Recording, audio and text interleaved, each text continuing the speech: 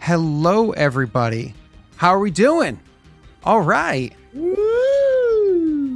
I think I got it working. Okay.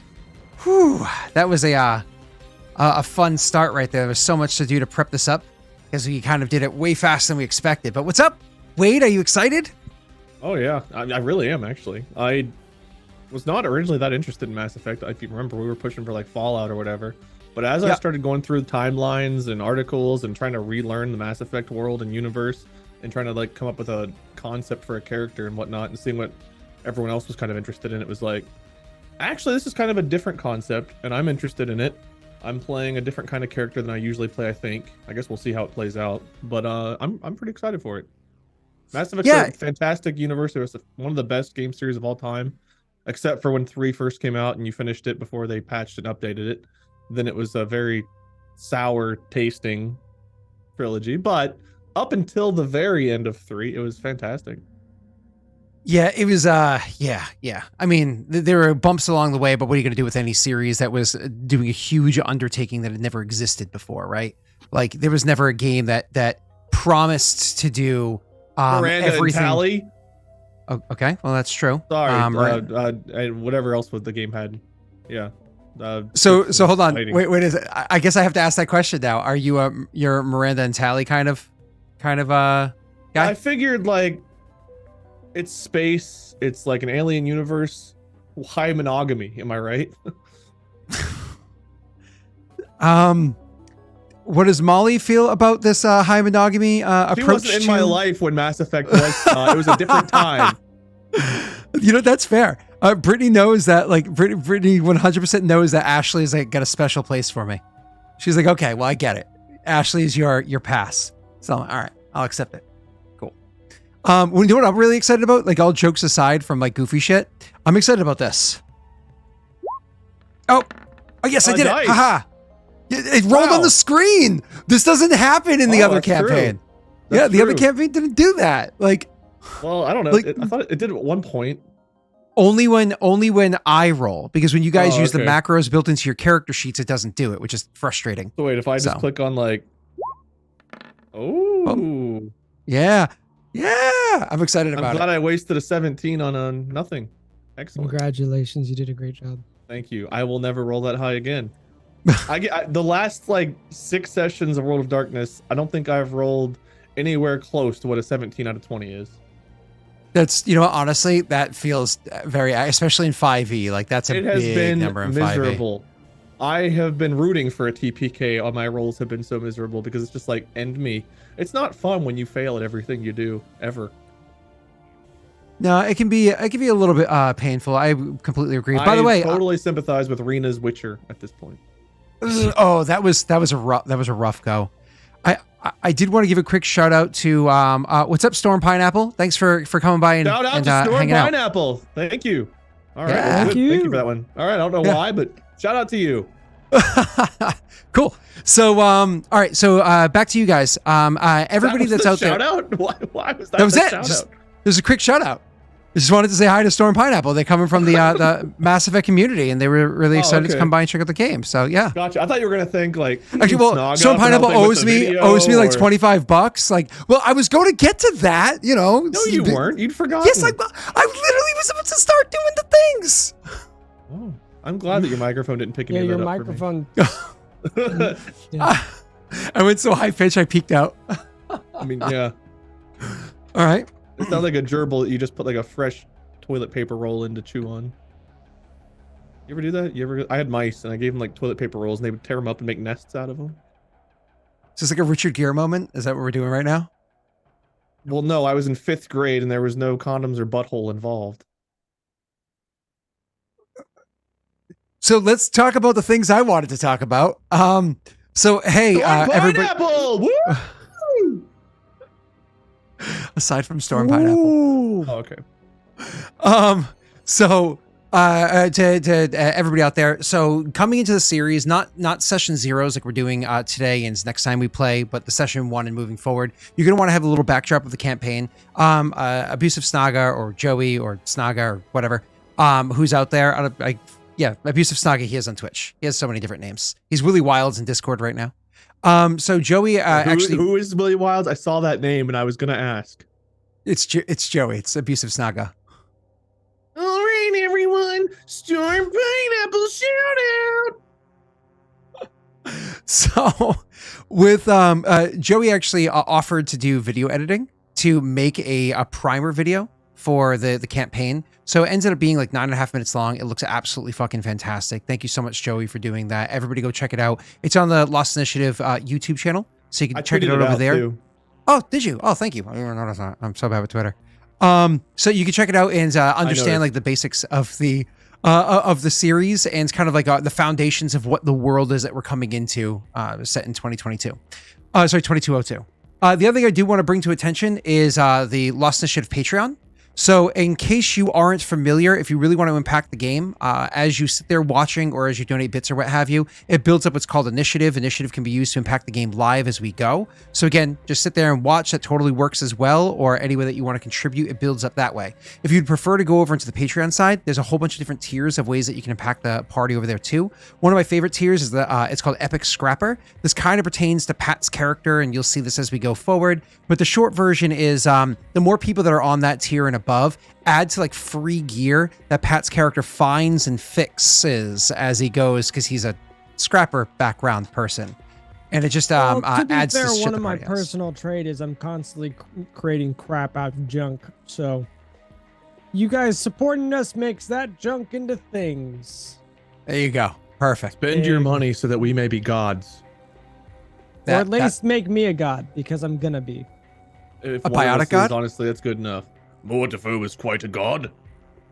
My name Why not this is Krogan? My name is Krogan Paul. I'm stealing Wade's joke. You could be Hulk Krogan Paul. I could be Hulk Krogan Paul. He literally, we were talking earlier, I was like, Pat, what's your Krogan's name? He's like, okay, so I came with the clan name Hulk, and my name's going to be Krogan. I'm going to be Hulk Krogan. He's like, he put a bunch of dots and then LOL. Okay. If you want to, bud.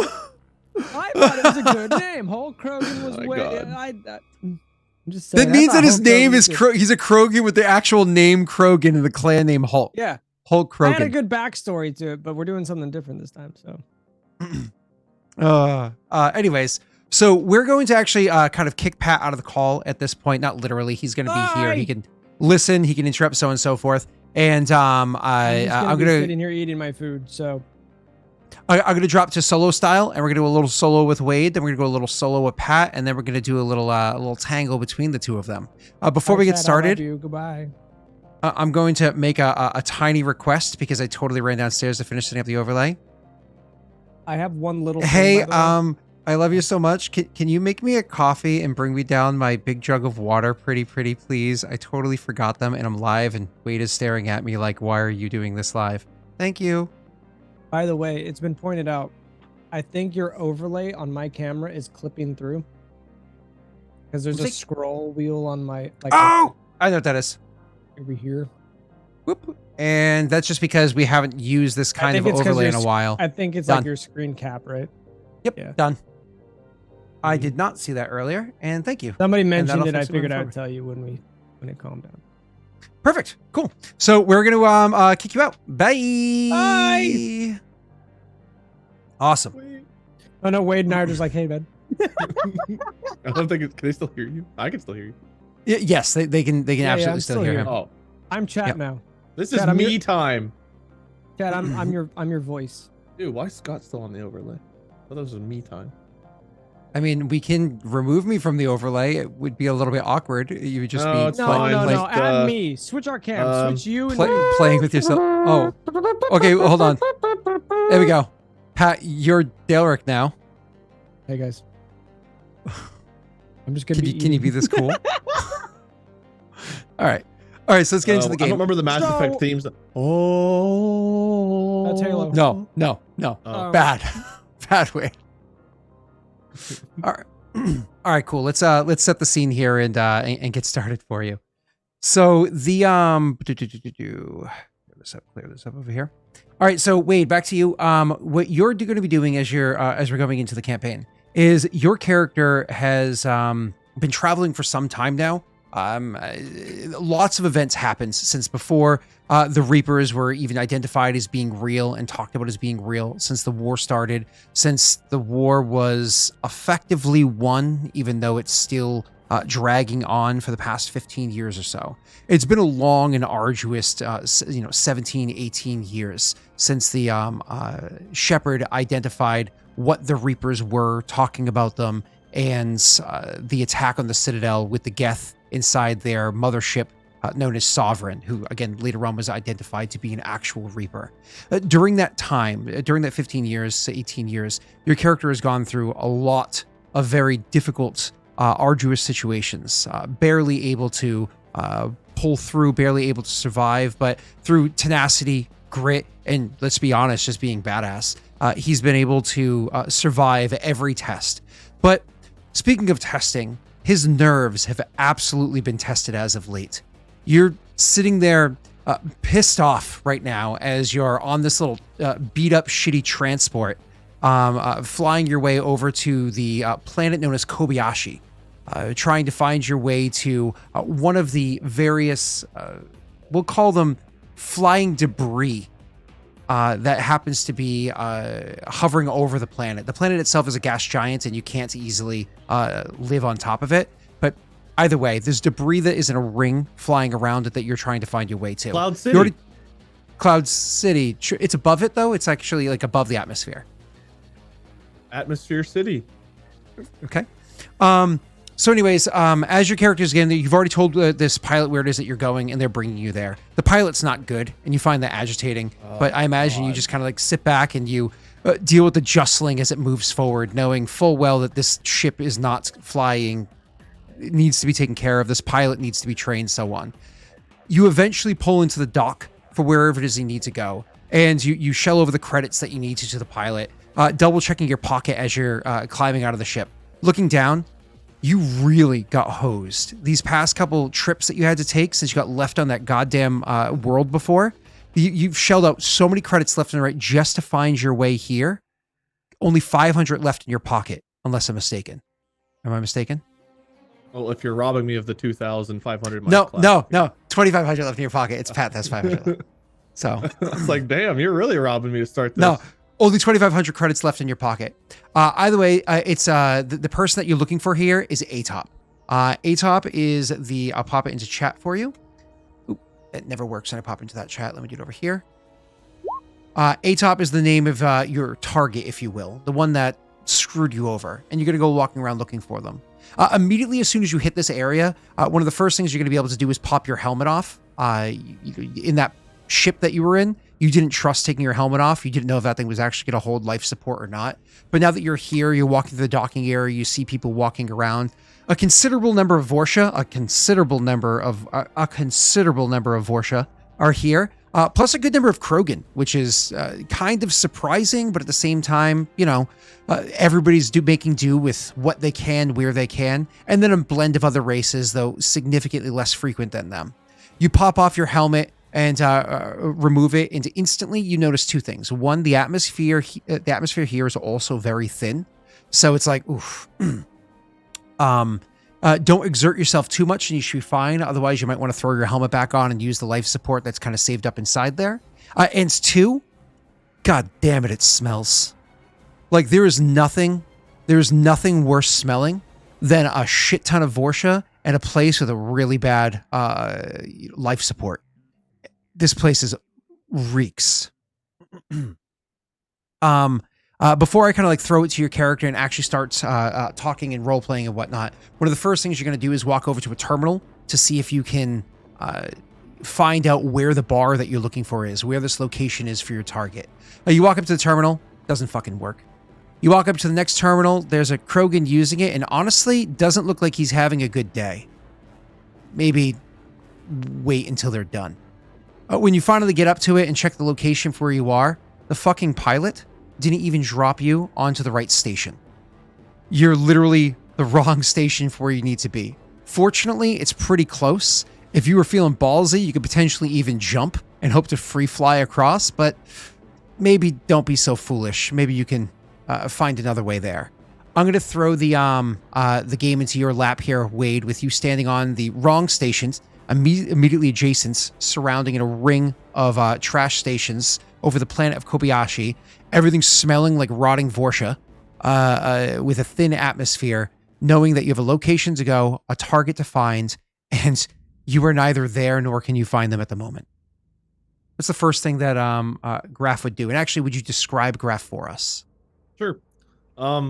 Graff is in his mid-40s, which isn't super old for humans, because I think humans could be 150 now in Mass Effect. But he's weathered.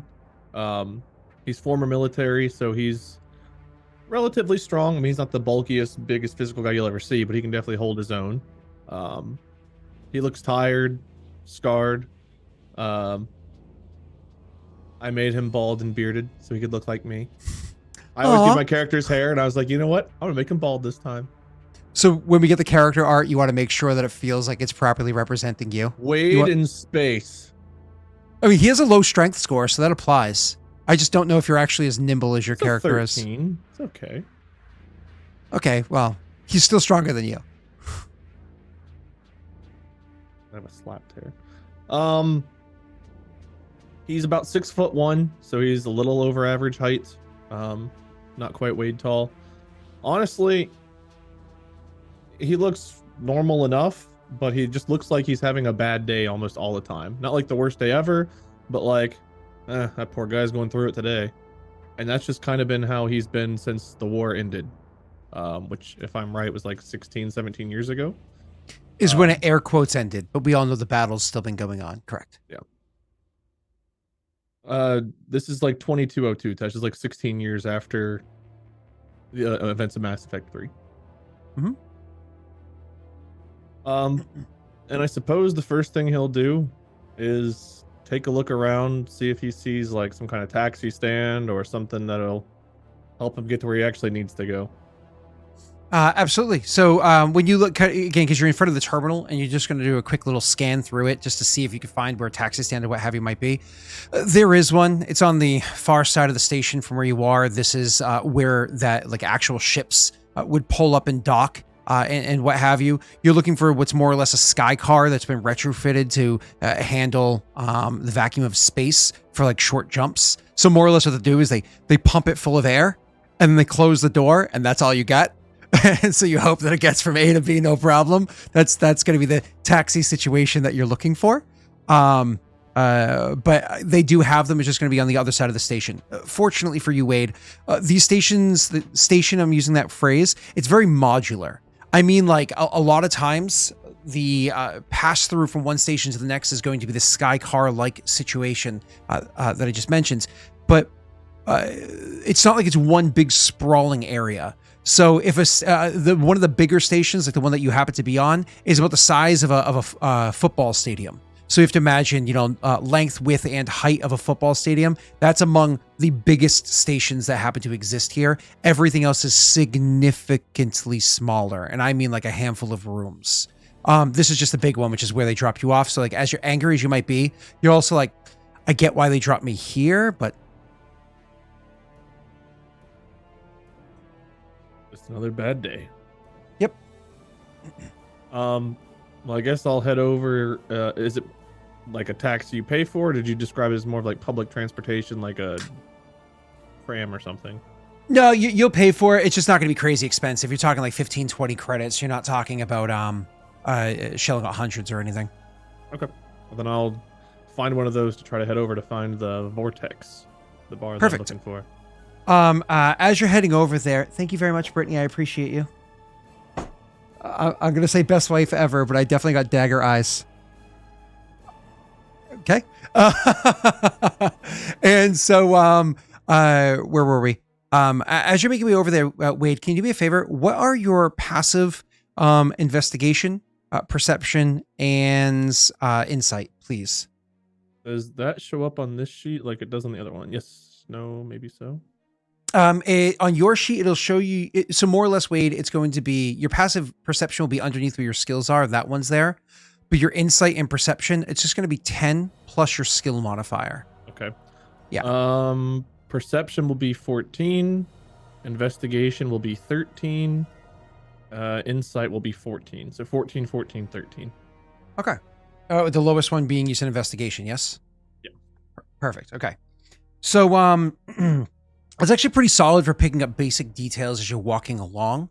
I mean, sure, there might be, if there's a particularly skilled pickpocket that was coming at you, that might be one thing. But fortunately, your character's, looks like he's had a bad day, and nobody's walking that close to you. So good news there, I suppose.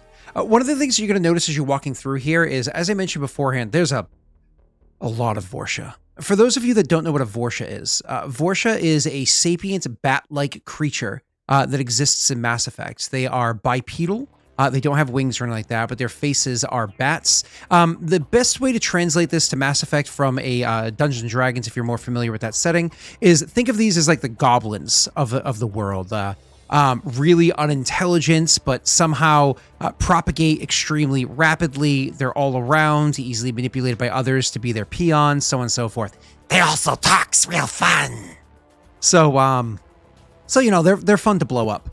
They have regenerative powers. They can adapt to hostile environments very rapidly. You put them in a thin atmosphere for a week, and all of a sudden they need less air to live. They're a nifty race. So they're just not very intelligent. They're not technically a spacefaring race. People just steal them off of their homeworld to keep as like pets or toys or servants, and then they just, again, have lots of babies.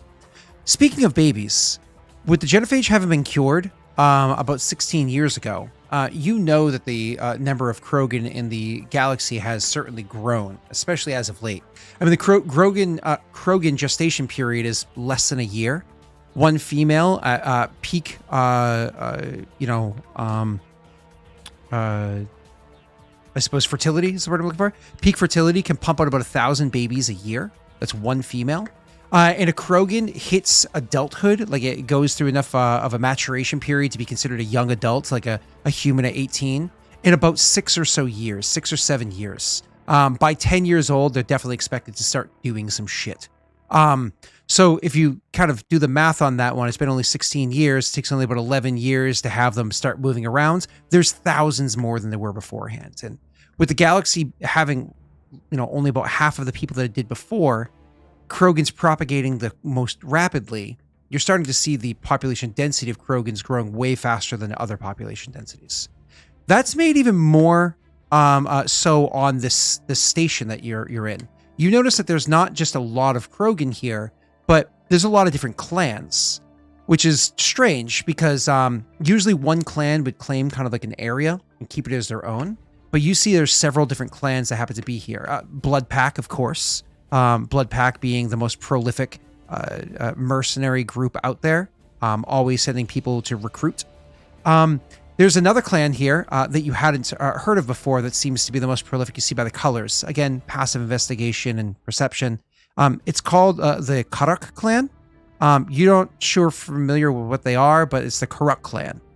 Either way, you're making way through the region, stepping over and around violence or its residue as you're making your way there.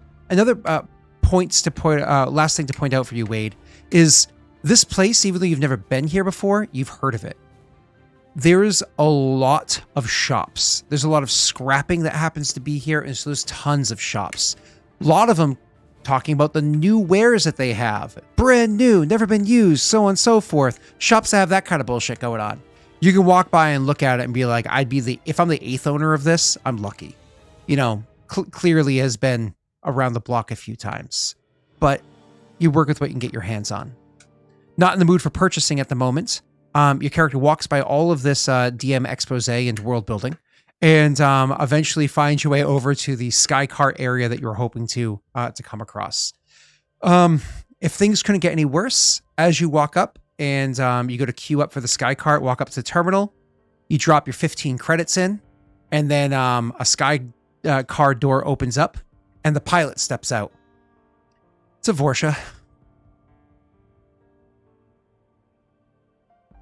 I need to get to the vortex. Yes, I'll bring you. Yes, this way. You go over and He'll just nod and follow. you step into the sky car. The idea of there being a pilot is funny. These things can usually be run on VI. You You usually just have a steering wheel in case you need to do a manual override for safety reasons. But nonetheless, they're in the pilot seat and you're sitting alone in the three others. And the door goes to shut. And the Vorsha goes, Vortex, yes, that's in, yes, I know where that one is, yes. And you feel the car pick up, and immediately it passes through like the force field kind of barrier that keeps atmosphere in and everything else out. You pass through that barrier, and instantly, roll me a perception check, because your passive perception is not good enough. First roll. Woo woo! Nice.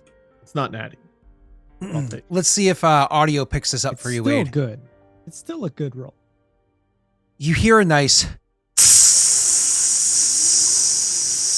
as you're making your way through. Did you hear that?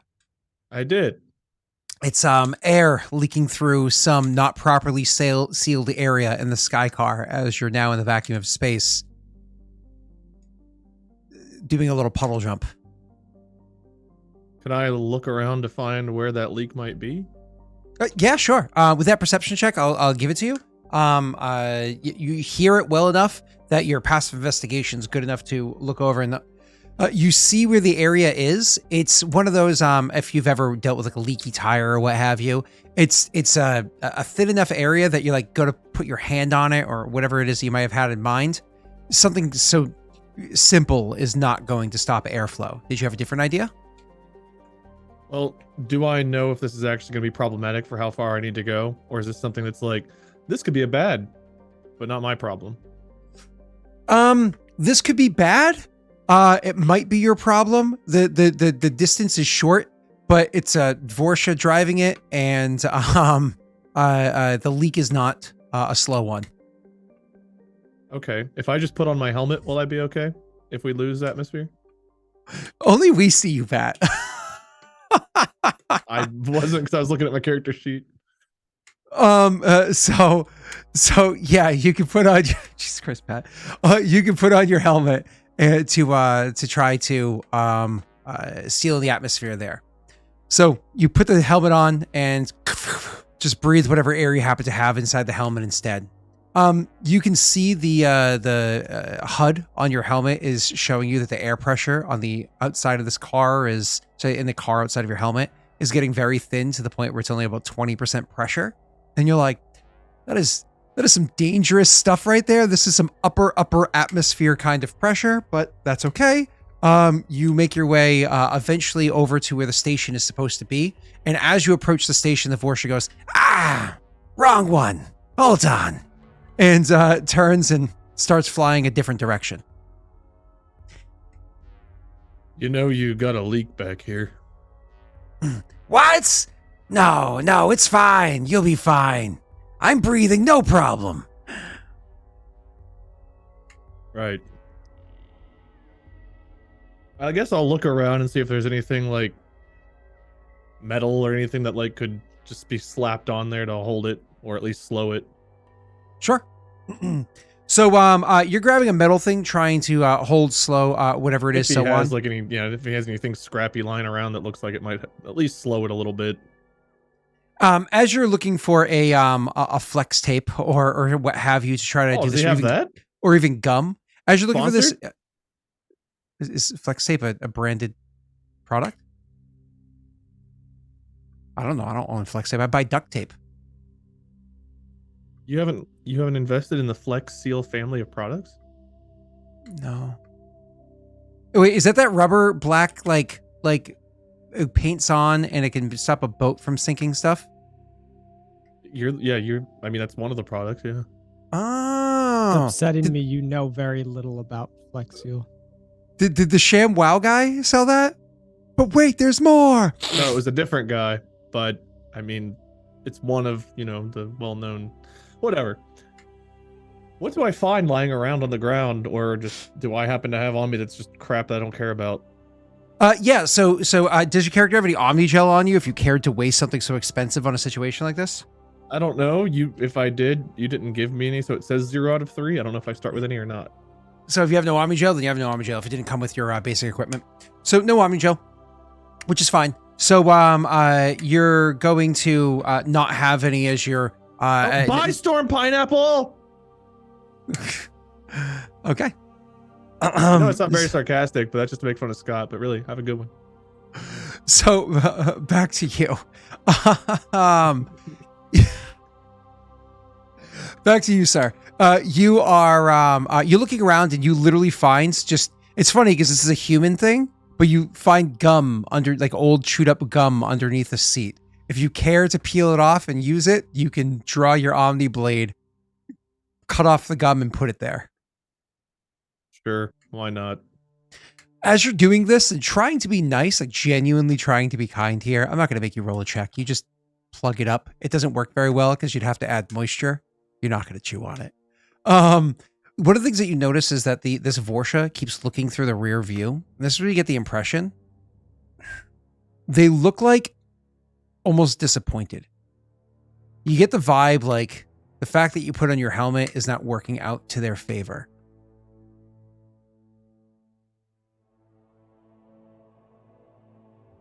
So we almost to the right station this time? Yes, it's right there. You can see. And he points, and you are in fact flying towards the station. And funny enough, because it's Mass Effect, there's even neon lights outside of it that show signs saying the vortex on it, and you can see that you are in fact flying to the right one. Good. Get us there quick and safe, or it'll be the last flight you take me on. Roll an intimidation check. I'm terrible at it, but sure. Oh, but I crit! Oh, nice. 20, baby! With no modifier. I know. I'm terrible at it. I am Krogan. As I stuff gum in a hole, I'm the scariest thing this guy's ever seen. I was gonna say, I love how you used a roll on something that you probably could have used that 20 on later. I rolled a 17, a 16, and a 20, and the 17 didn't even count, so. We're not going back to World of Darkness, guys. No. The rolls here are much better. Can't die.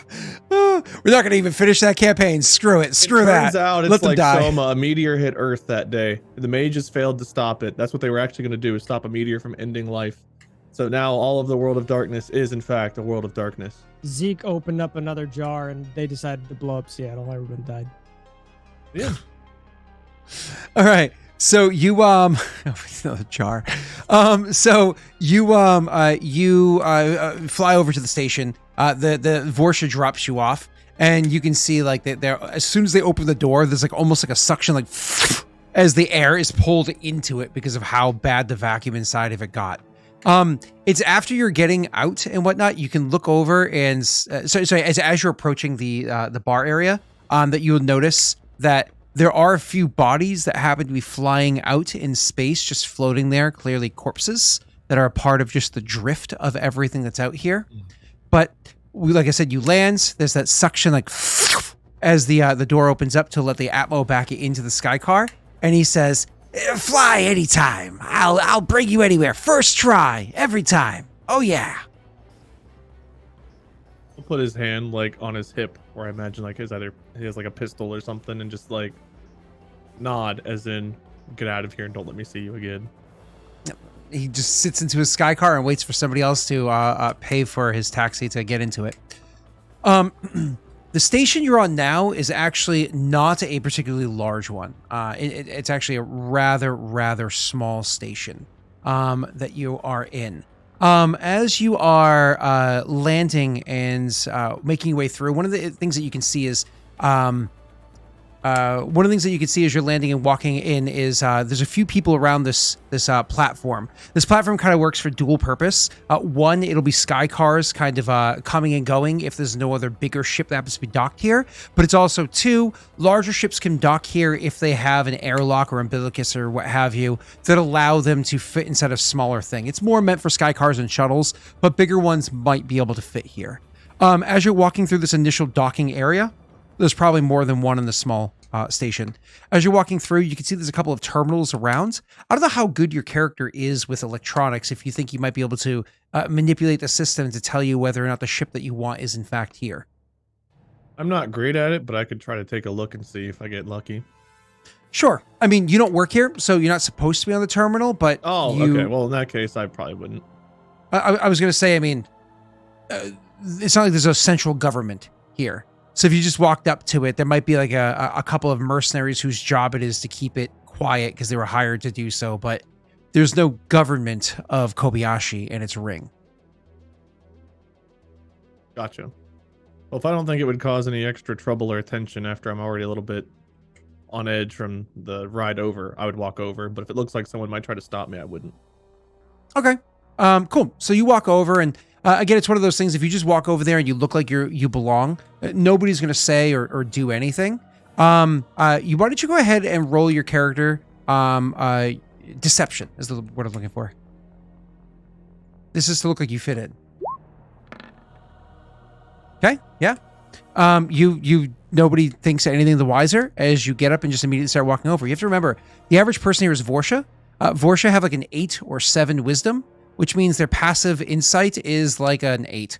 So, you 8 or 9. So you're good. You make your way over, you hop onto the terminal, and you can see some basic security functions on here. You remember basic training a long fucking time ago, and there's a little bit of extra work you did here and there. You might be able to hack your way through this. Make me an electronics check. Pretty good. Honestly, I'm having some good rolls today. It helps that the system that you're working on is so antiquated. I mean, this thing probably hasn't been updated since like 2184 or something like that. Like, this is an old system you're working with.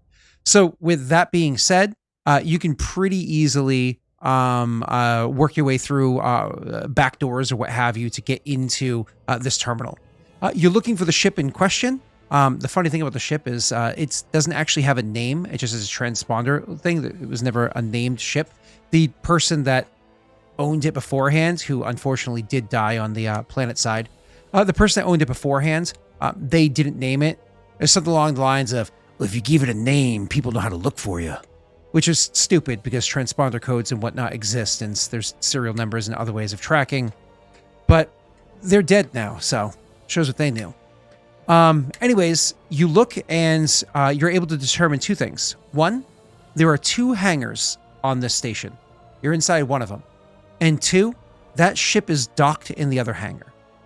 That ship's too big to fit inside the kind of hangar that you're in. Not that it's massive, but it's too big for this. So it must have backed in like a rare approach and be kind of like taking up the whole entrance of the dock that it's in. Do you want to go and check out the ship first, or do you want to find your way to the bar and see what the hell's going on? I'll go walk over by that hangar first and see if there's anyone hanging around it or whatever before I go to the bar, and I'll make my way from there to the bar. And that way, if anyone's going back and forth, maybe I'll run into them or see them. Sure. At this point in time, I'm going to roll a check against your passive numbers to see if you see anything on your way over.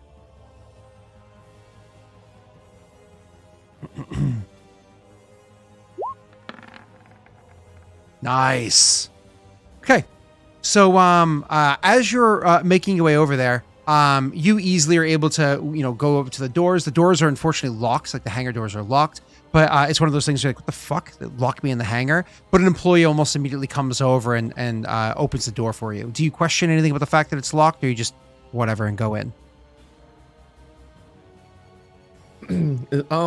Being as I saw bodies out floating in space, I don't know how common that is.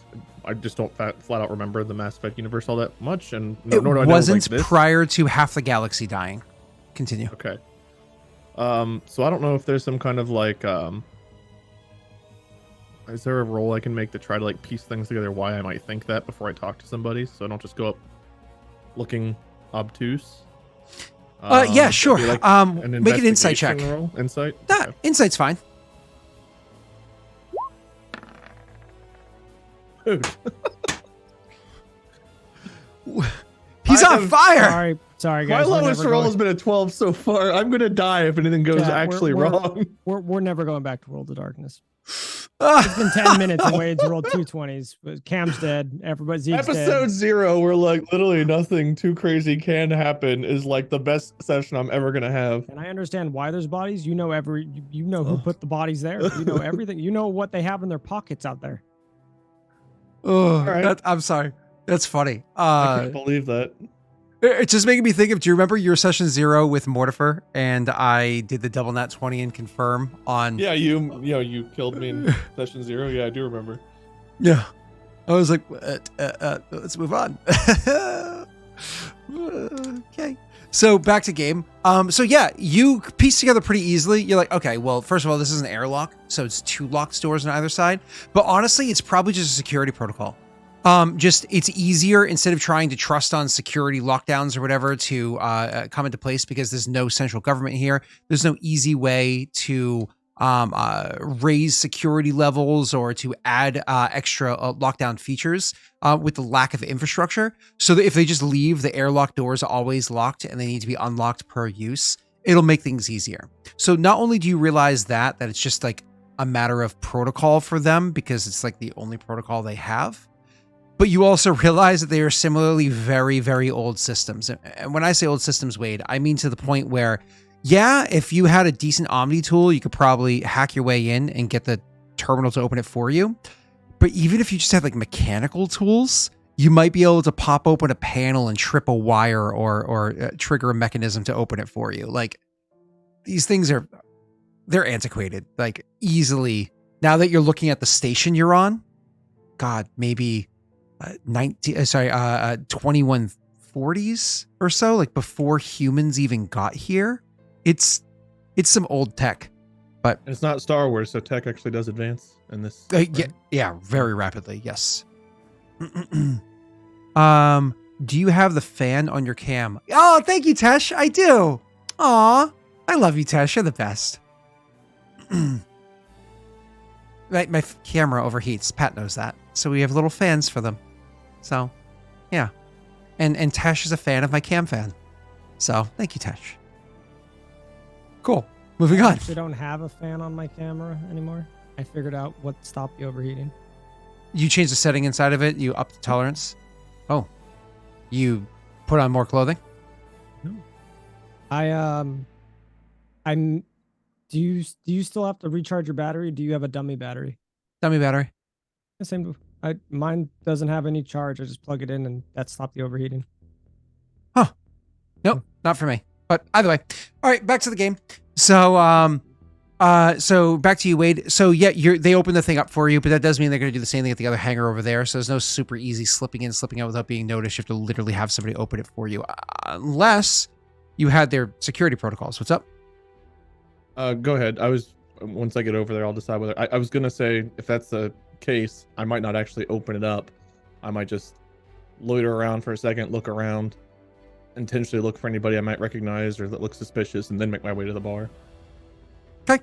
So the security, the way that they do it is they have like a little device, almost like a small cylinder, and they have to get within proximity and more or less click it like a car alarm, and it opens the door up for you.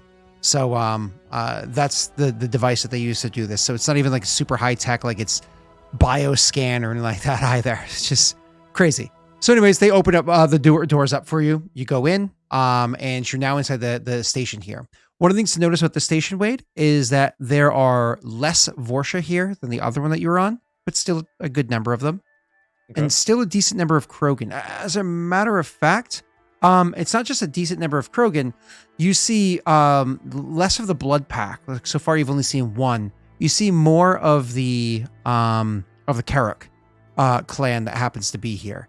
Another detail you notice about the Karruk clan as you're walking your way over to check out the other area, is you can see one of them is actively picking up and moving a crate with their bare hands. And as they're moving along, another one's like, "You forgot one," and like uses literally biotics to pick up and move another crate and drop it on top of the first one, like if you were carrying a box and somebody else stacked up for you, right? Krogan with biotics was always rare in your lifetime, getting even more and more rare as they died during the wars. Seeing a Krogan here with biotics is unusual. especially since you don't know Krogan very well, but that Krogan looks young. It's weird, but either way.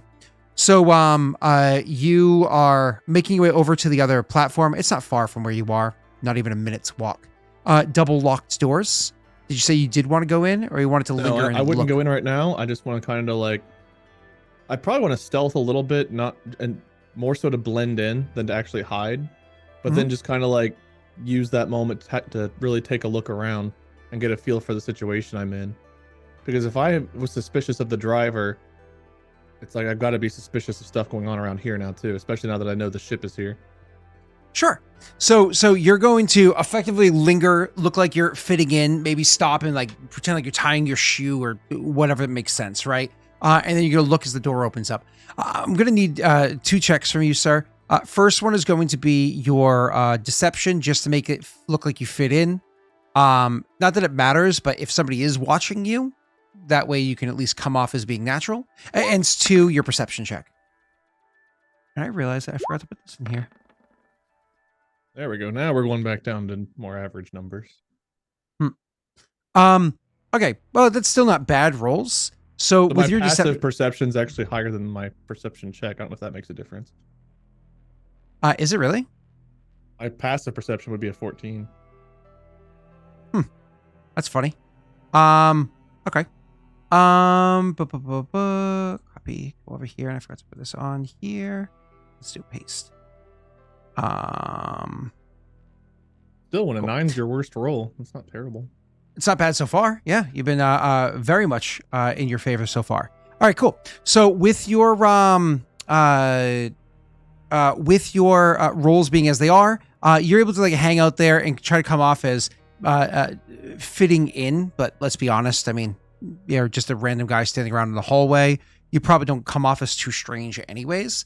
What looks strange is as soon as the door opens up, you kind of like lean forward and try to get a nice, good look inside there. It's exactly as I described beforehand. The ship's too big to fit in, but it's a back entrance ship. You literally walk in the back side of it between like the engines. So it's right there that you see the back of the ship set up right there, and it's parked. The back door is currently open, and you can see that there is a few people working on it.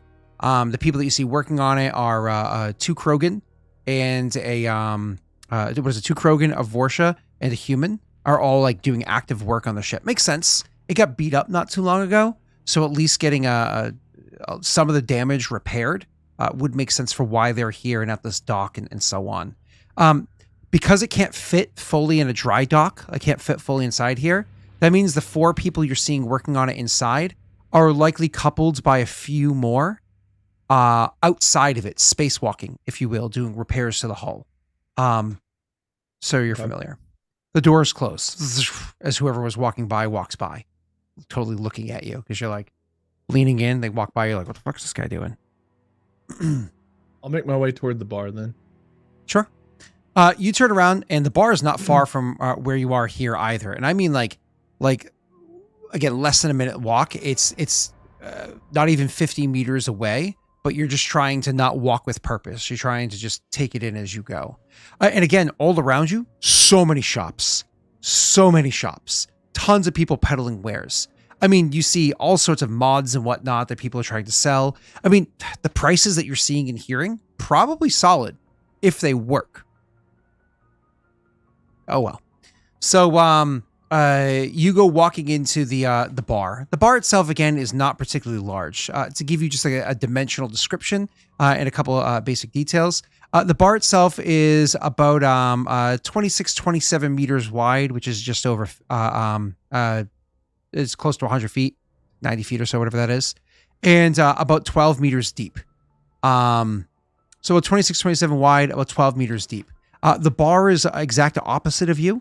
Taking up most of the length of the area, with the bar kind of like wrapping and curving to take up the whole area. Take up like pretty much that whole back wall with lots of stools in front of it. There's a couple of tables around this large open room in front of you. Behind the bar, there's also 2 windows that look out into the vastness of space. If you get up and sit at the bar, you can actually see like the planet kind of crested over the kind of like in the Windows view. Another thing you're going to notice as time passes while you're in here is the station isn't set. It's spinning like most things do in space. So you'll actually see like the planet go like more or less rise within window view and like set into the sky. And then eventually the thing kind of spins around again and it rises up, which is pretty cool.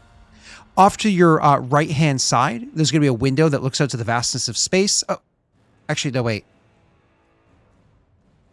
There's a platform out there. And it looks like an area to grab a sky car, which is a little frightening because you don't see an airlock between here and that window. But it looks like there's a platform for a sky car right there. So that's a little confusing, but totally something that exists. And then the window to your left, similarly, looks into a window on another side, which has a platform between the two, so you can walk between the two windows. But it also looks like it's exposed to space. So again, if you were trying to go out onto that platform there or that one there, you would break the vacuum seal inside of this room and everybody would die. Whatever, Krogan. You walk into the bar. You can see right off the bat that the bartender that's standing there happens to be a Taurian. For entertainment, of course, we are in Mass Effect. You do see an Asari dancer. There's a couple dozen other people inside of it. Roll me a perception check.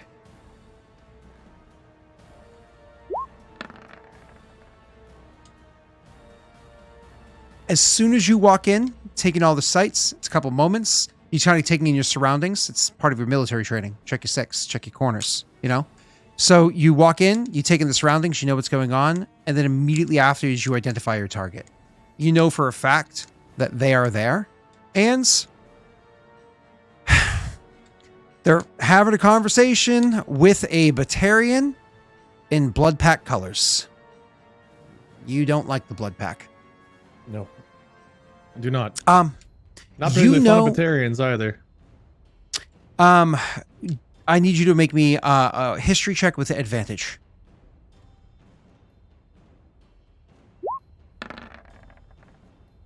Very different numbers. As a reminder, for chat, and for you, Wade, in case you don't recall, but I believe you do.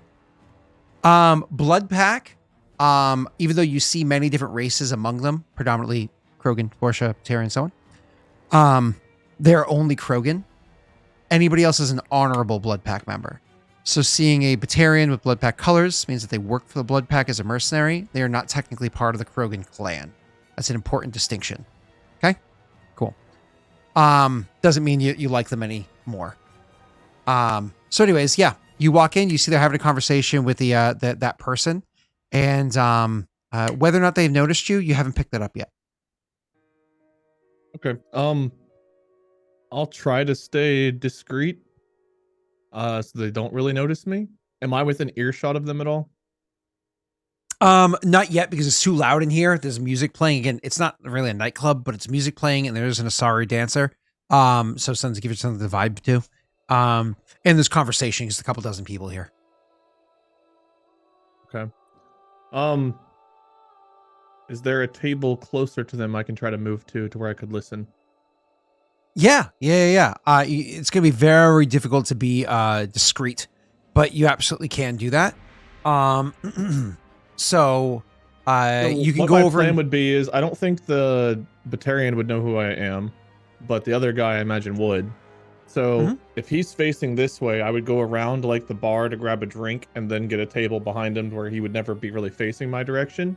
If he's facing the other way, I would go for like basically I'm gonna try to go whatever way makes it to where he'd have to like really be looking to try to look at me and try to blend in. Okay. I will do you can do exactly that, so you can more or less I'm gonna use the phrase sneak up on him, but obviously you're just trying to be slightly out of eye shot. I'm gonna have you roll a stealth on this one. I want to give you disadvantage, but there's enough people here that I'll roll it normal. I think I have disadvantage anyway because I wear medium armor. Oh, yeah, if you have a full suit of medium armor, you do, yeah.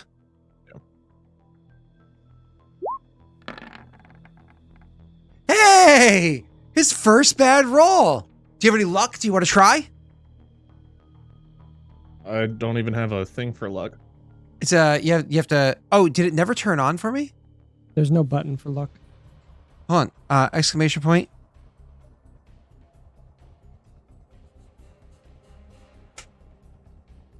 For some reason, it's not setting up. So you definitely don't have luck. My API is not functioning. Okay. Then I've got to know. I knew it. Scott's a cyborg. Huh. Give me about 30 seconds. I'm going to see if I can fix this just for the sake of fixing it. I do have a question. Yeah. I don't know if this is just the mechanics of how medium armor works. Would he still have that disadvantage even though he's in a bar? Yeah. Because when you have medium armor on, you always take a disadvantage on your rolls. Oh, it's always okay. Yeah, that's just kind of how it goes. It was, I just checked the API. It was all red line straight through. Ah! Okay. Let's see if this works now. So type set up. Boom. I typed it. Did it work?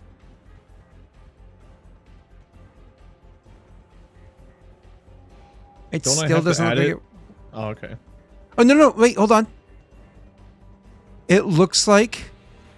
Yes, it did work. How do I add it to the You go to the top right-hand corner of Roll20. You as well, Pat. Top right-hand corner of Roll20. Next to the settings cog, there's going to be a hamburger menu. It's the 3 dashes. You're going to click on that. You're going to see where it says Roll Luck, and you're going to click in bar. And just make sure underneath all those little things, you click the button that says Show Macro Quick Bar at the bottom. Check that box as well. Got it. Anything else we need to add from here? Not yet, but you will as we're getting into combat. There is definitely stuff that you're going to need to apply later on. All right. Well, I guess we'll see if there's any luck. No. It's a son of a... Sorry, it just makes me happy.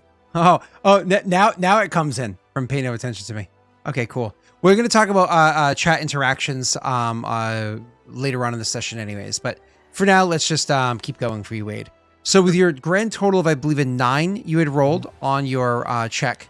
With your grand total of a 9, you go over and you sit down, but it's one of those things where, like, it's not that you're not hidden. It's that you're kind of obvious, where the Batarian looks at you, and then you just kind of see, as you're sitting down, the Batarian gives a head nod over in your direction to the Solarian.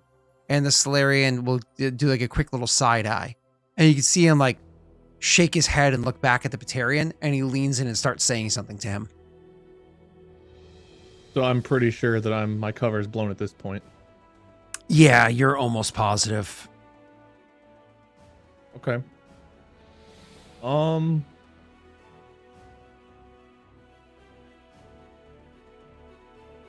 And this person's name one more time?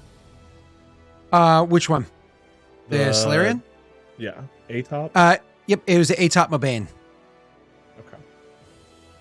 All right, well, if I know that I'm already blown, I'll very obviously make my way over to him. Oh, sorry. So yep, you're just gonna get up from the table and you start making your way over there. Pause. Hey, Pat. How you doing? Hey, man. How you feeling? I'm feeling pretty good right now. How are you? I'm terrific. It's been a hot minute since you played 5e, and I know you had like a touch of nerves coming into this because it's been a minute for you since you played. But now listening to Wade kind of not with 5e, I don't know anything about this universe. A little bit bit. as well. That's what I was nervous about, because I don't know anything about Mass Effect. Yeah, I didn't know anything about World of Darkness either. So No, but I mean, like, to some extent, that's supernatural stuff, and you can kind of like. Yeah. Well, this is I don't know shit about Star this. Wars, where the technology actually grows. Yeah. It's also like in the other one, just kind of agreeing with you on this, Pat. It's in the other one, you at least had a baseline in the sense that like none of you guys knew the stuff together. You at least could learn it together. In this one, you're kind of, learning it on your own. But not entirely true because Rena doesn't really know it either. But at least, there's that fun thing of you guys just were kind of going into the other one blind. You don't want to feel left behind. But you're good to go either way. So I'm going to jump over to your character more or less at this point. I'm just updating the overlay really quickly before I go over Good to old Wade. Hulk Krogan. Um, Hulk Oh God. Krogan Paul. Here we go. okay, so Wade, similar to Pat, you are going to be just kind of hidden here, but you're still Wade. going to be. We can still hear you, of course. All right, let's transition. Hi, Pat. Hey. How's it Let's do going? this. Let's reset the roles here. Let's go. Bloop. Hey, reset the roles. Nice and smooth. Wade doesn't exist. It's just me and you, buddy. And since Wade's not here, is there anything you want to say about him? Like, He's a gorgeous man. and you want anything to say honest about him? I mean, the guy looks like he's like, I don't know, 53, like a rough 53. Honest things, anytime there's a bald man with a beard in any game that I play, I'm like, oh, look, it's Wade. Oh, There was a mean. fishmonger in the game that I was playing earlier. I'm like, wow, they put Wade in the game. I hope he's making some assets off of that. I'm not. awesome. You could sue. I don't know why I'm doing the ghost voice. They can see me. Yeah. It'd be funny. People start like putting little avatars of Wade inside their game, but they call him like Dawi. Even when it's not my turn, it's all about me. Okay, I can mute him though. Like that is an option. So You were the dick. Somebody did mention we should add like a mute messy button, which I think would be really, really funny if like some important RP's going on, then someone claims it and you have to mute him. there's one that says on here, and I've been being good. It says, "Shut up, Scott. Get back on track." Only me and chat can see it. You guys can't. So if I'm like being obnoxious and they redeem it, it's only like 50 initiative. Then I see it and I'm like, all right, fine. And I have to get back on track. So I just thought that was kind of a funny one. Insult to Scott. Okay, this one's easy too. So the earlier game that I was just talking about, how Wade was the fishmonger. Before that, I met the mayor, who was described as a short, stout, sad-looking man. And I was like, dude, it's Scott. I'm not short. All right, let's get back on the track. Rosin's yelling at me, but I'm not short. 5'11". You can ask We're gonna- everybody I'm- that was there. I was We're like, going to be "Hey, hanging Scott." out in literally 13 days, and I'm taller than you. So small. Back to you, Patrick. All right. Pat, for you, you're familiar with the runaround, if you will, of the Kobayashi stations that happen to be here. Not super familiar, not intimately. Because while you were born here as part of what your clan has chosen to do, why they've chosen to live here, and how that has impacted you, and I was to here when I a- was very young. Yep, and to a very fatal degree, how it's impacted most of your siblings. You were part of a hatch of what, like 600-700, and of those 600-700, only 50 or so actually have grown to the age that you are, if that. I had Before. to eat my brothers and sisters. It sucks for them. I do have a silly question before we go. Is They're not years cannibals. is years in this game still acquainted to the Earth's rotation of a 365-day rotation? Oh Or is yeah. a Krogan year longer or shorter depending on where they were? It's probably too out there of a question, but I didn't know if it mattered. For the sake of when we talk about how long a Krogan lives over 1,000 years, that's over 1,000 Earth years. Earth so years, everything's okay. equated to Earth's perspective. So Okay. I Yeah. figured I would So ask. wait, even before humanity was introduced, they are already using Earth time? Wow, we are Mhm. so important. So We're it's so funny important. because like there's actually a lore reason why when you're looking at, say, the Asari homeworld, it's a name that we have in English, and why like they're gods and all that stuff. Because what it is the Asari have their own word, and then your universal translator that's inside of all of your equipment, like your Omni tool and whatnot, your universal translator takes the concept of what they have, and they translate it into a word in your language that means about the same thing, and it comes to you. So when you hear about like what are they called? The Taurians talk about the spirits, or the Asari talk about like by the goddess. They're not actually saying by the goddess. It's and then to get like super nerdy deep lore here, one of the interesting things that you learn is while everybody else that you speak to via the translator, Morden from ME2, he actually speaks to you in English. Like Morden, the character, learns human English and speaks to you in English without the translator because he's that fucking smart, because he's top tier. But either way, back to you, Pat. I lost him. You see him? He's like, oh, he's talking about ME lore. I'm gonna go over here and check my No, I'm just teasing. Okay, I'm gonna mute him. There we go. Okay, so back to you.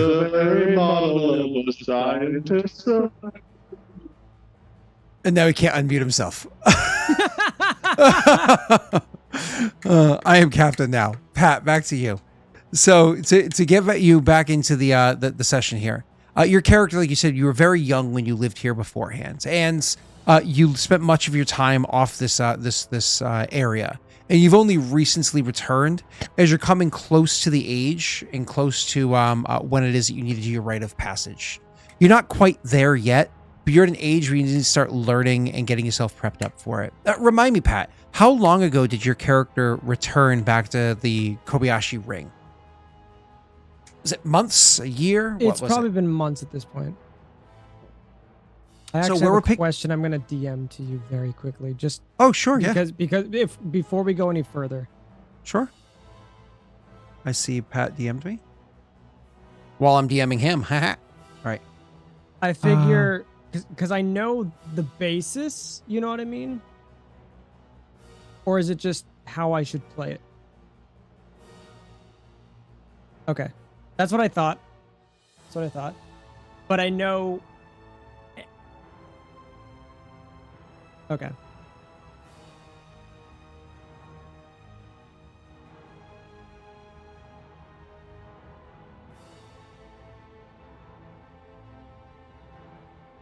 Molly, thank you for the raid. There you go.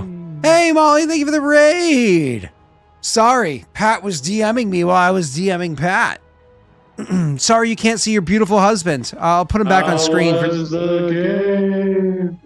I'll put him back on screen for just a moment, and then we're going to get back to Pat solo.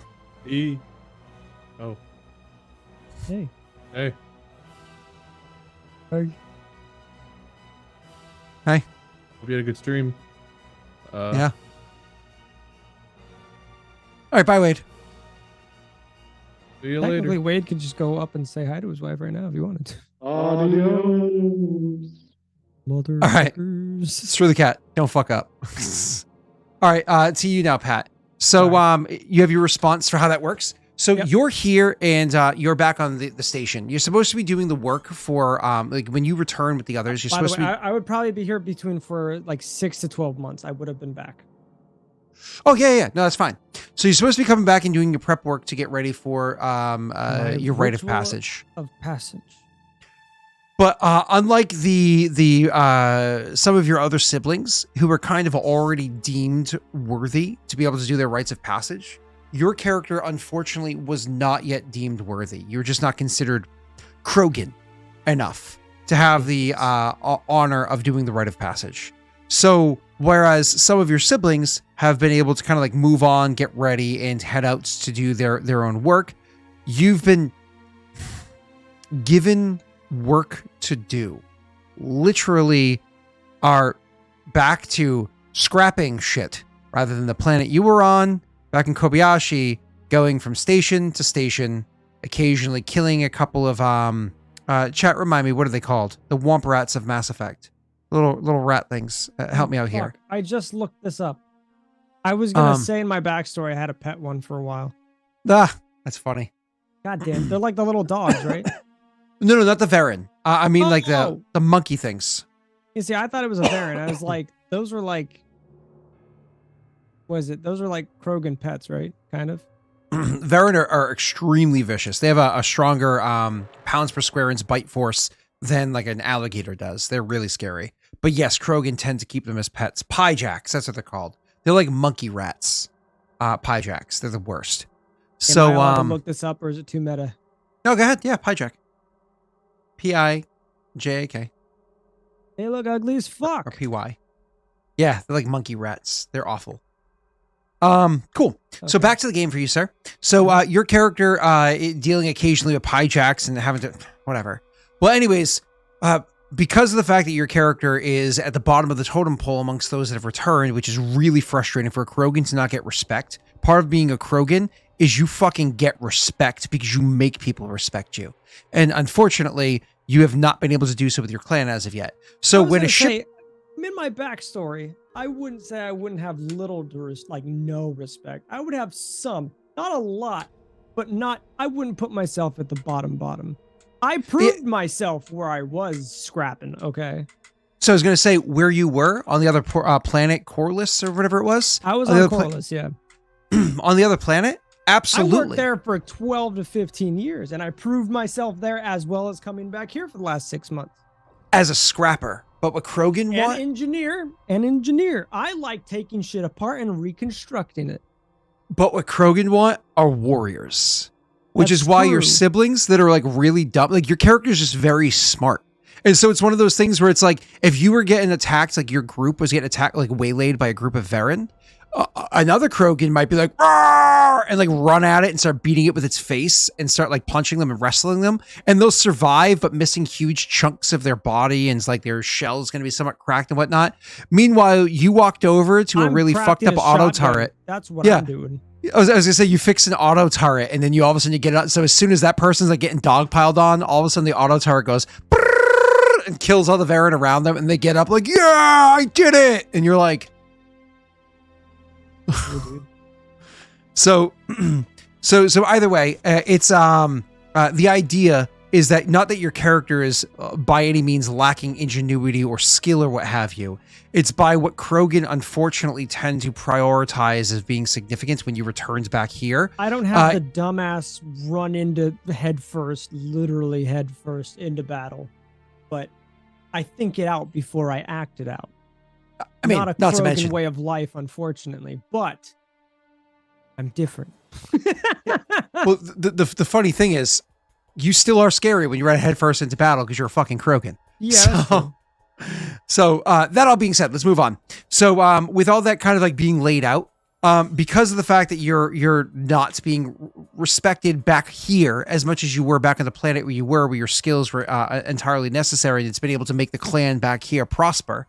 When a ship comes in that needs a repair job done, you're given the job of overseeing the repairs. And you're like, whatever, it's not that big of a deal. I'm overseeing repairs on a ship, da-da-da-da. And then a Solarian walks off of the ship.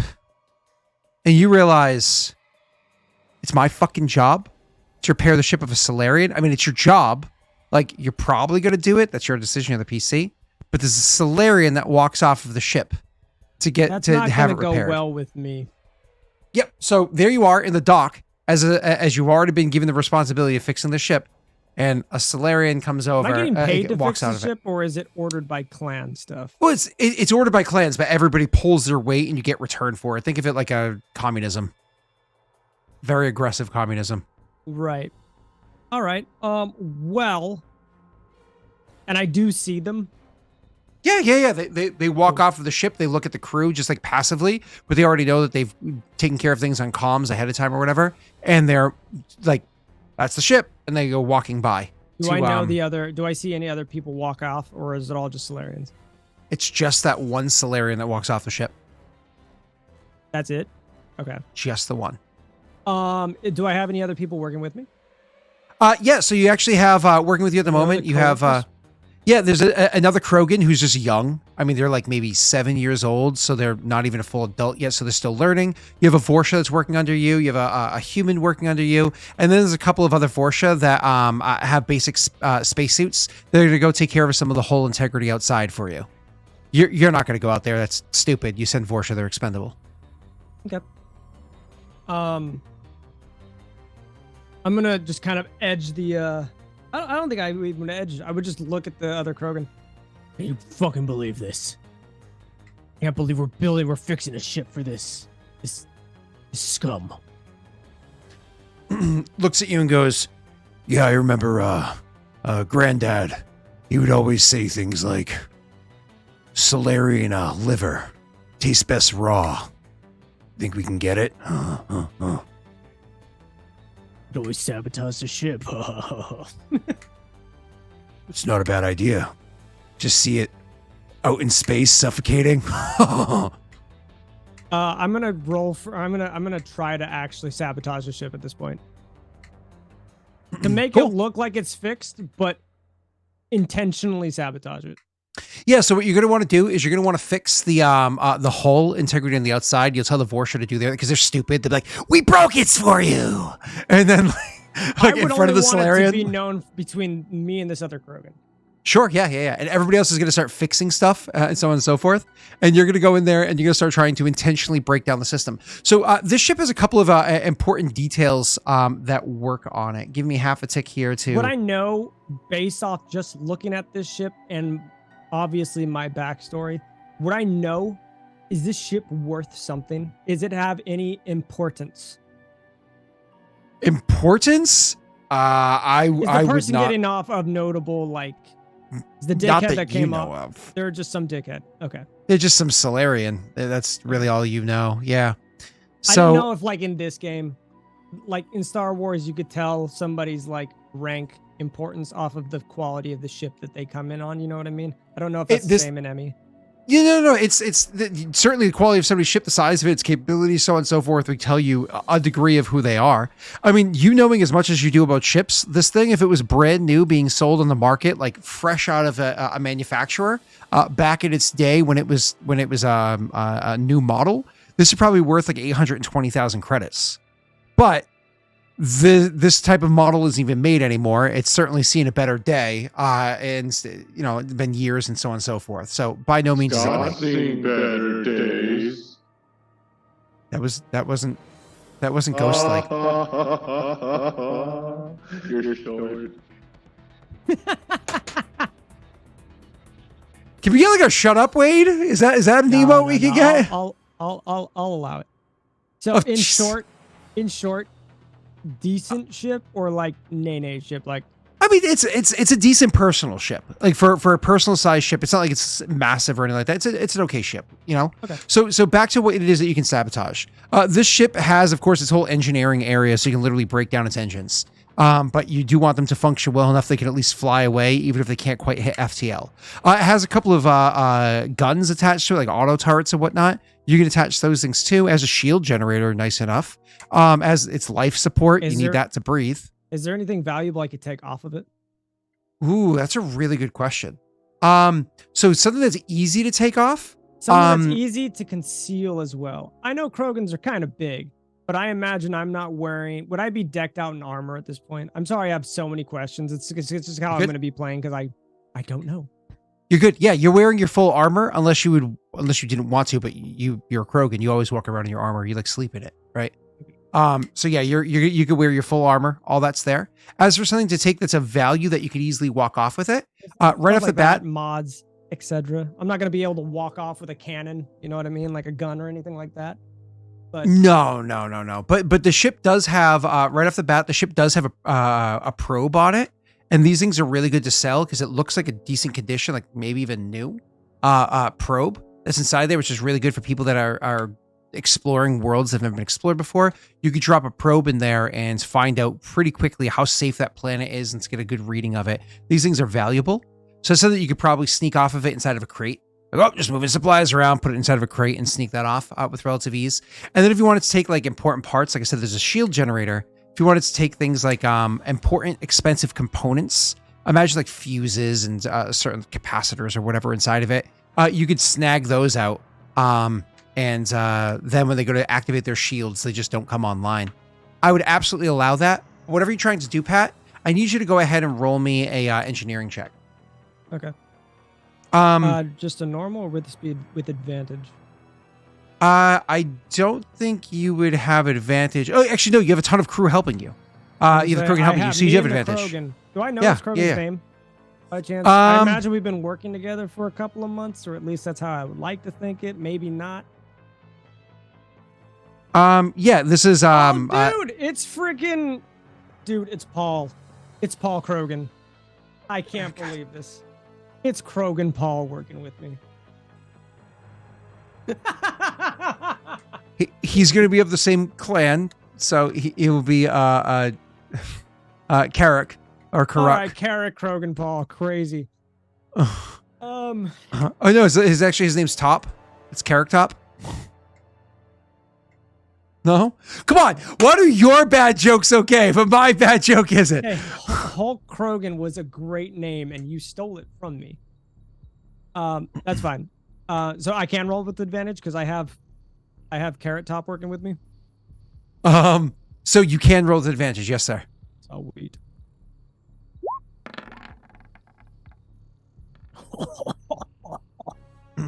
Okay. I'm sorry, I didn't realize Wade was still here. I take it all. I take all of it. Still here. So you not only do you steal the probe and the valuable, important things on there, one of the other things you find in that ship is actually a pretty badass mod. You're inside there looking at this, looking at the ship or whatever, and you're kind of like going through and you end up opening up like a little hatch and you're like, some motherfucker actually took this service hatch here. Who knows how long this has been inside here. Some motherfucker actually took this service hatch inside here and removed it at one point and it dropped a mod in there. You only know because you opened this up to break the ship and you found it. Looking it over and giving like a quick rundown, like scanned it with your Omni tool and let the program run to identify it for you. A quick rundown, shorty. You know, Patrick didn't interrupt your solo time, Wade. Yeah, he wasn't forced to by chat. Oh, I damn wasn't, it. to be fair. Yeah, okay. I didn't notice him doing that. Okay, fair enough. Moving on. It's called an Umbra AI mod. This is actually a pretty valuable. Oh, I get yelled at, Rosin. It's a pretty quality piece. UMBRA. Okay. And what it does is this thing actually, as you're running other programs with this plugged into your Omni tool, and this would take you about an hour to plug into your oh no, sorry, you have to install this into your helmet. So you have to do this at a different time. So as you are running other programs with this installed into a helmet that you're wearing, it allows any attack roll made with your powers. So imagine like Overload and whatnot. You can re-roll the first time you roll a 1 or a 2. If you re-roll and it's another 1 or 2, you keep it. And so it's a nifty mod that we will have installed into your armor soon. But right now you just found it, pocketed it, and are walking away. It does say... I'm going to shove everything into like... I imagine I put all this stuff that I'm taking out into a storage bin that only me and Krogan Paul over here know about. Yep, perfect. So you and Krogan Paul are grabbing the shit and you are able to successfully do all of this. Once you get... Oh, sorry. Was this the role for sabotaging the ship as well, or is that a separate role? That was the role to sabotage the ship. You succeeded. You crushed it. That's why you found that. That was just me doing. So what I would like to do, can I tell you what I'd like to do? Please. I would like to stall the ship where it doesn't take off. So if this guy tries to go and push engines to like leave this platform, it doesn't do that. Sure. So not only did you take apart the parts needed for the shield capacity for the shield generator, you also removed the probe from it. So there's not even a probe on it anymore. You can just go sell it somewhere or keep it for yourself if you wanted to, whatever. Probes are meant for ship stuff, not for personal stuff. But moving on, because they're big. But moving on. Silly question. What was this here for? The ship? Like, was it just tune up? Yeah, it was here to oil change. Are we Jiffy Lube here? Yeah. It's a little tune up, but also repair the hull. The hull damage is broken, so on and so forth. Right. Yeah. Okay. Well, we would have fixed that, but yeah. Okay. Yeah, of course you did the hull, and then finally to top it all off, you have it so literally when it goes to start up, you just like cut some wires, some basic wires. Probably would be relatively. I want it to be easy repairable. To fix, you know, just in case. Be like, hey, I'll be like, we fixed the hull, but us looking into this, we're gonna have to charge you more. So after you finish doing all this like fucked up shit or what have you, you and the Krogan are kind of laughing to yourselves because you got the job done pretty quickly. Like, let's be honest. There's still a bunch of hull integrity stuff to work on. So there's still some Vorsha outside the ship and you do have others. Yeah, exactly. It's not your job. So once you're like walking off or whatever with this Krogan, the two of you kind of like chuckling to yourselves, you don't really need to stay here in this hangar anymore if you don't want to. You're welcome to, but do you want to like try to sell this stuff right away just to make some extra credits in the now? Just a spoiler. This isn't like Messi's character or anything, is it? No. Damn, I was really hoping this was because it'd be so funny if I was fucking over his character. No. Did you ask me if I want to go and sell anything? Yeah, do you want to go try to get the stuff off your I hands wanna pocket immediately? all this stuff. Oh, okay, so I didn't know if you were trying because it's hot items, if you just didn't want to be caught with it, so it's already turned over. No. I would want to hide it. Well, I mean, it's in a box that's just with our personal stuff of cleaning and stuff, right? Yeah, but if somebody notices their ship's fucked up, they might be like, where, but either way, it's up to you, man. You can keep it if you'd like.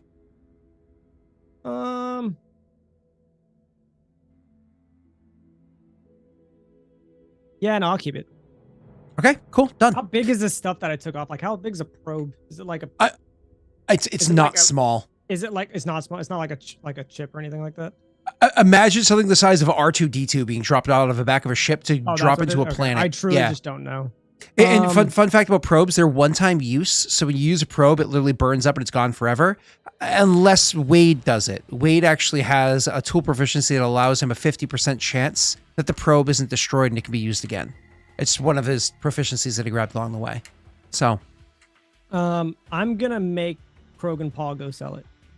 But to split whatever he gets for it between he and I. Cool. So you're going to have him go sell it then? Yeah. Awesome. I won't lie. I forgot the same clan, correct?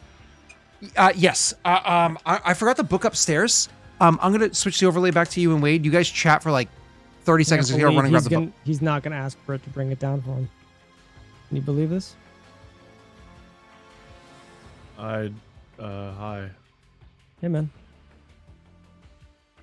So, how's it going? I don't know why I forgot how to be on stream. I wasn't expecting it to go back to me. All good. I was just playing with my damn shun cigar. As you do. You want to help me play Minesweeper? Sure, dude. I heard there's a multiplayer Minesweeper. Really? That'd be cool. Yeah. Now you got your feet wet a little bit, and the first thing you're doing is sabotaging someone's ship. Okay, to be fair, it's a Solarian, and I don't think I would be. Nobody likes this guy. Yeah, I was gonna say like. Though you might not get a very good review on Space Yelp. I was gonna say most Krogan. I mean this in a nice way, but not a bad way. No one's gonna fuck with a Krogan and be like, "You fucked my shit up." I did what? Well, not in front of you, but like when they leave, it might be Yeah. like 1-star review. Or whatever the equivalent is. Assuming this guy lives long enough to make that. All right, Pat. You're saying Yes. you're having the NPC go do the selling, correct? If I can. Wait. Yeah. Yeah, absolutely. So I'll let you roll the die roll instead of the NPC rolling the die roll. Okay. So for them It's to a do this slash roll, like yeah, /R space 1d20. But so they're gonna go and do an intimidation factor. They're just young, so they're not going to be anywhere near as intimidating as you. So they only have a +1 to their intimidation.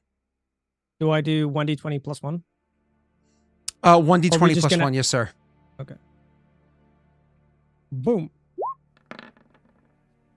Ooh. Do you want to try to luck That's- that? See if you have any luck came your way. Yeah, I can try luck. Why not? Hey. A 10. So you got to a 10. So 10, while average in a place like this, they screw you over for something's value. So a probe is actually worth, hold on to your asses. A probe is actually worth 25,000 credits normally. So, but this Krogan is going there and trying to sell this hot thing really fast, and they're just not very intimidating. They don't have particularly good tactics for selling. So they only end up shelling it out there for 18,000 credits. So they end up walking back with 18,000 credits and handing you 9,000 of them. All right. Yeah, so you can add 9,000 credits to your character Did I sheet. have any credits on me prior to this? I think your character sheet already has 500 on the left-hand side underneath your skills and whatnot. It should say stock heavy armor 3 times, and then it should say and a number of credits. Oh, yeah. Okay. I see it at the bottom. 500. You said I got 9K? Yep, 9,000. So you now have 9,500 credits, yes, sir. Sweet. And to be fair, for the other stuff that was sold as well, because you also stole the details for the shield generator. Anything that I can't hide within pockets or in like, that's not going to be obvious that I took it off of the ship. If there's like the mod, I imagine is like, how big is that? Like a disc? The mod's like, yeah, it's like a disc. Yeah, you hold on to that. Absolutely. If there's anything that I could just pocket or like hide on me. Oh, the shield parts you can hold on to. Those are only going to fetch you like about 500 credits anyways, so you hold on to those. I mean, I don't need to sell all that. Like a lot of the only thing that I wanted to sell was that big ass fucking probe. I mean, if there's other big ass shit that I have, like I imagine the fuses and stuff, I could use that. Knowing my like personality traits and stuff like that, I probably would have just kept that because I've got a weird thing of just creating random junk or objects out of junk. So, yeah. So yeah, cool. Why don't we keep going? So he goes off and he sells this stuff for you, and he comes back and he's like, what the hell's your name? Strix, right? So, Strix, Strix. I know it's our first time working together, but I have to say, you're pretty badass. You too. Like, I don't know how I'm gonna say. Remember, they're young. They're like 8 years old, so they're like a child. Yeah, this is like it's effectively like a human 13-year-old, 14-year-old looking up to you. I've done a lot of like research on Krogans. I don't know how they act with younger ones. I don't know if they treat them with like equal respect or like whatnot. It's usually a tough love, like the way that we all treat each other. That's what I figured. Yeah, be mean. It means you love them. Right. In time you will be too, young one. Young Padawan. No, so he just like takes the credits and he's like, I don't know about you, but I saw some nice looking Asari inside the bar. I thought maybe I can go and see if she could put a couple of years on me. It's creepy as a kid. Oh no.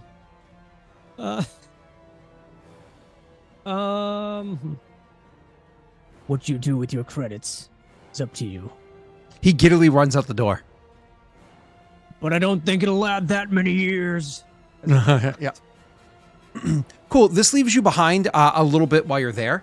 One of the other people is going to come up to you. So the human actually comes up to you and goes, excuse me. Yeah, I have to actually put it on your name on the overlay. Otherwise, I'm going to keep forgetting it. It's Karruk Strix. Question. Or kind of, you wanted to give you an update. Do I know the human or the Vorish? Yeah, he's working for you. Yep. Right, oh, the name doesn't matter. Name doesn't matter. Yeah, but you know it. I could just give him any name. Sure. Go ahead. What is it, Tesh? He goes, well, I was going through the fixings and whatnot. They Vorsha were doing. Well, the Vorsha were working on the outside of the ship, and they needed a little extra power. I went to go give it juice, and then I noticed the power kind of was, it wasn't coursing quite. Anyways, I did a scan, and it seems as though the ship's more fucked than we thought. The shield generator is not coming online. When he says that, I'm just gonna like move him aside. What did you guys fuck up this time? No, Strix. Seriously, it seems like it came in that way. How easy was this job to fix the hull? And it was supposed to be easy. And he starts like groveling after you. You're like, no, sir, no. And so you go in there, and are you just gonna kind of just Krogan Paul leaves to go get fucked? What? Why leaving me? And his fucking brother Jake. Don't get me started. So I imagine you're just gonna kind of like play this off. Yeah. Roll me an intimidation check, sir. Okay. Oh, that was so close. I was 17. What was that? Wait, you only have a +2? I thought you had a bigger. Is it only a +2? I thought we were gonna have like a higher boost. Yeah, not supposed to be. Oh yeah, it's not supposed to be a +2. It is. It's a 4. Give me 1 second. I thought you said it was a 4. To be fair, what it was is that you built it on the other one, and then when it came over to this one, I did not put it on here as this. So give me 1 second. We're not going to re-roll with the correct modifier. There's no need to do so, but we will adjust what the number's supposed to be. Hold on, it's not clicking. So instead of a +2, you're supposed to have a +4. So you actually have a 7 there. Did you want to try to luck it to see if it's something that you can enhance? Not a 1, bro. Okay. So you're rocking with an 8 here. So your character's not super intimidating. It's one of those things where like, more or less, "Rawr," you're I being wanted pissed. to come and- off more frustrated than like, intimidating. But yeah, I was doing intimidation as your deception. that's fine. So you kind of come off intimidating, and then you like, it was one of those things where you come off intimidating, and in the meta that your character wouldn't necessarily realize this, you go a little bit too quickly over to the areas that are broken, than maybe otherwise your character would have as you're like stomping through there. And the person, again, it's not one of those things that somebody would usually notice, especially if a Krogan's stomping around. But this human Tesh, he's actually a pretty smart dude. Tesh is actually pretty chill. If you've never hung out with him beforehand, Tesh is a pretty cool guy to hang out with. He's fun to talk to. Definitely a guy that you want to grab a beer with. Long hair. Yeah. Yeah. I mean, unfortunately, you know where he's worked because he's got fucking beard hairs stuck inside service panels on the ship seas, but he does a good job. Anyways, so Tesh is a little keen, and he realizes that maybe you knew a little too quickly what was broken, but he also knows it's a Krogan. I'm not dumb, and just kind of like shrugs and walks away and lets you do whatever it is that you're doing. I would have the passive perception to see this, right? Good question. What is your more of a passive insight? What is your passive insight? What's insight? It's going to be 10 plus your insight modifier. 11, I guess. An 11. So you wouldn't necessarily pick up that he was like, I'm just going to avoid Not this. that he I'm picked up- asking questions. Gotcha. Yeah. Okay. I just see him kind of just chill off. Yeah, he's just, I'm good. And he walks away. So your character kind of like, once you see he's gone and you spend a little extra time fiddling, is there anything else that your character would do in this area of the hangar before you kind of like, you're good?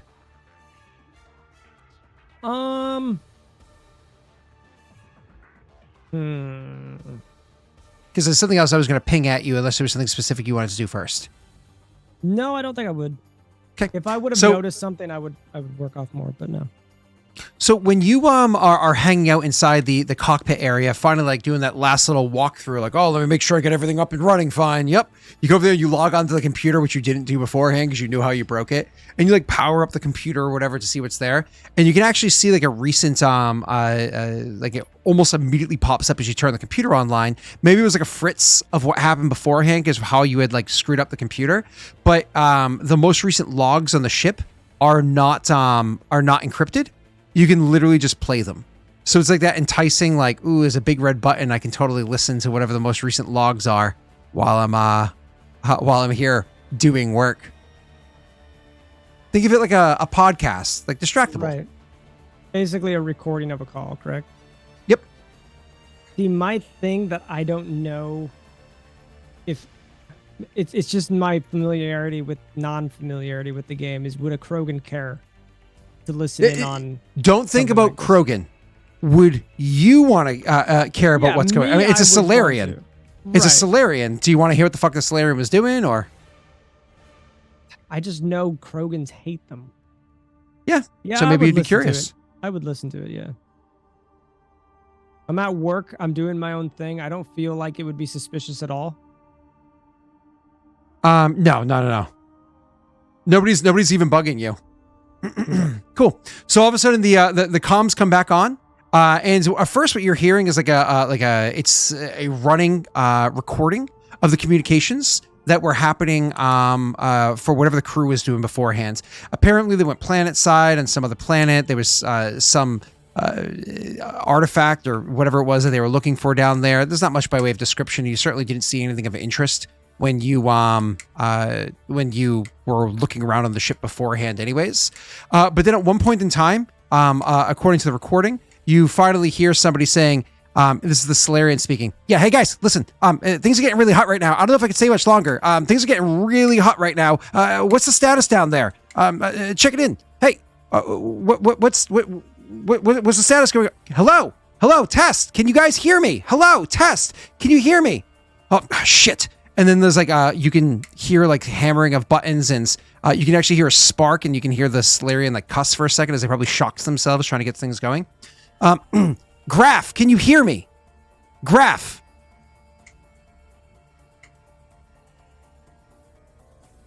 Okay. This name would be nothing to me, correct? No. Okay. Oh, it's funny. Wait. You see the line that says, "This is RP for you." Oh, I thought.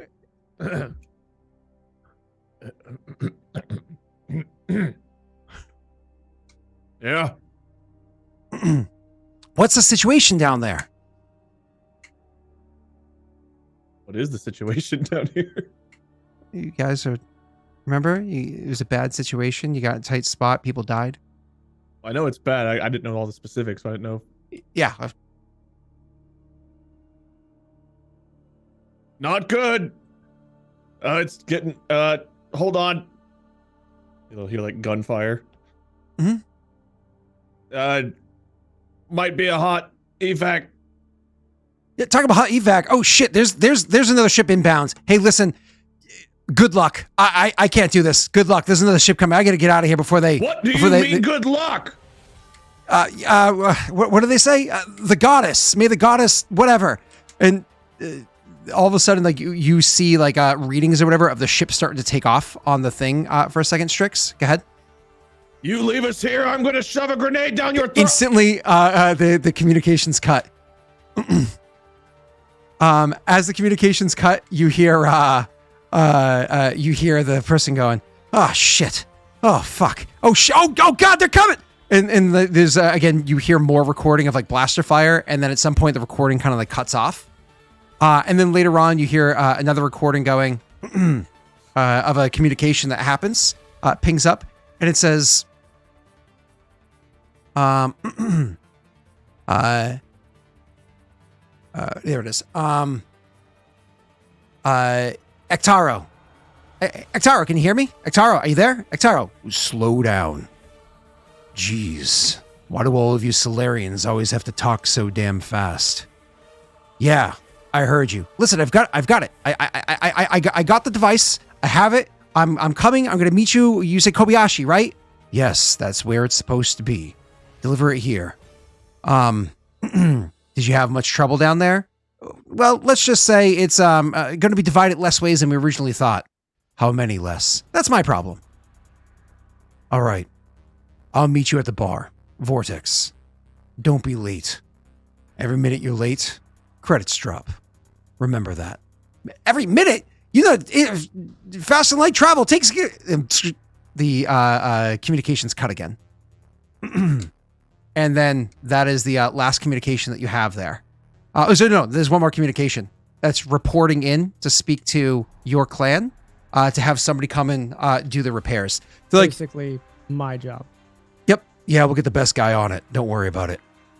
And then communications cut again. All right. Is Tesh still here in this area? No, he once he realized that you're being a little sus, he just is like, I'm not going to question the boss, and he walked away. Okay, so the Vorsha are still technically working on the ship. Yeah, there's probably a Vorsha in the ship working on it. Vorsha in the Atmo area, but just outside the ship working on it with Tesh, and then you have 4 Vorsha on the outside working on it. Mm-hmm. Are they somewhat? I don't know anything about Vorsha. Are they intelligent creatures to some extent? If an average intelligence is a 10, and a bright person, above average, a bright person is a 12, Vorsha are rocking a 7.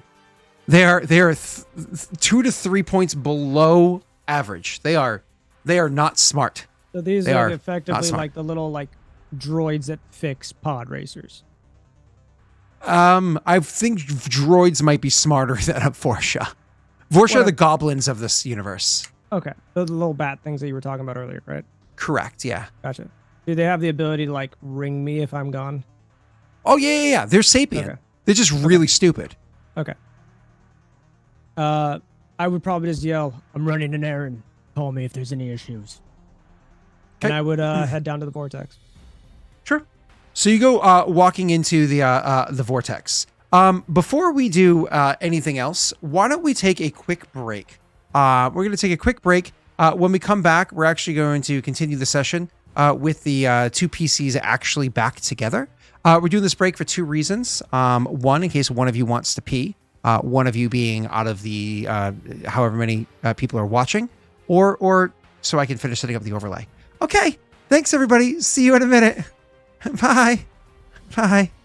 Where's the away screen? Bye. Bye. I think this is the away screen. There we go. See you in a minute.